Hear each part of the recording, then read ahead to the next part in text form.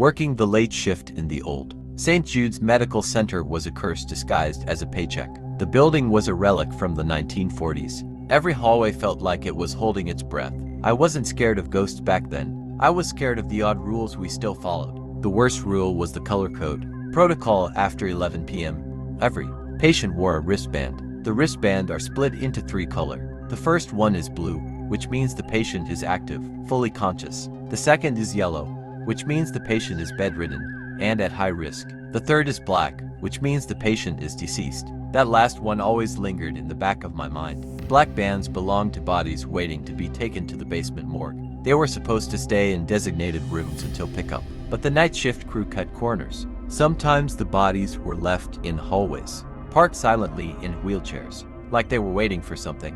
Around 1 a.m. one night, I was sent to the sublevel to grab a restricted medication. The basement of St. Jude's was a maze, with stale air, flickering lights, a place where sound died too quickly. I decided to use the elevator. When the heavy steel doors opened, I saw someone already inside the elevator.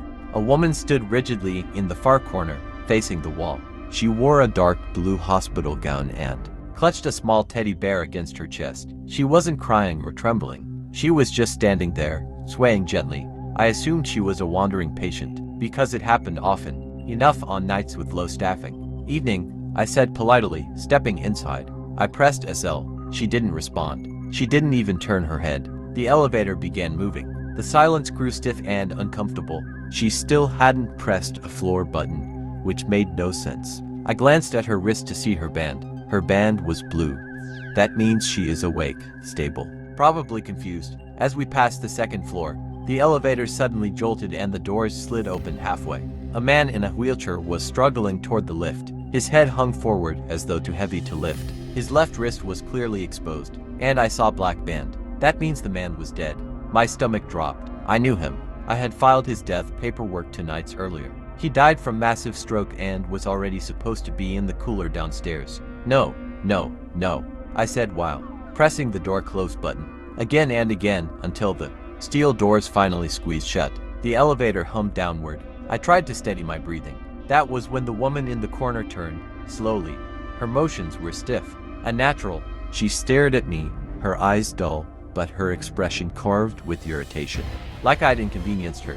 "You should be more polite," she said calmly. He was waiting for the lift. I pressed myself against the wall. "He shouldn't be waiting for anything," I said, voice barely steady. "That man, he had the black band. He's dead." I signed the paperwork myself. I watched them move him. The woman lowered her gaze to her own wrist. Then she raised her arm so I could see it clearly. The fabric of her gown slid back. Then I saw her band clearly.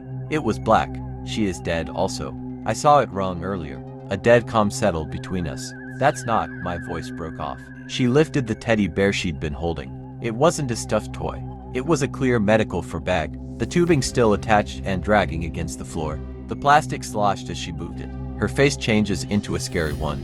I just stand still because I'm already in a tension state. If I'm not strong enough that period, it's possible for me to have fainted. "It's true," she said cheerfully, her voice suddenly bright and childlike. "It's terrible manners to leave your company waiting." The elevator shuddered to a stop on the sublevel.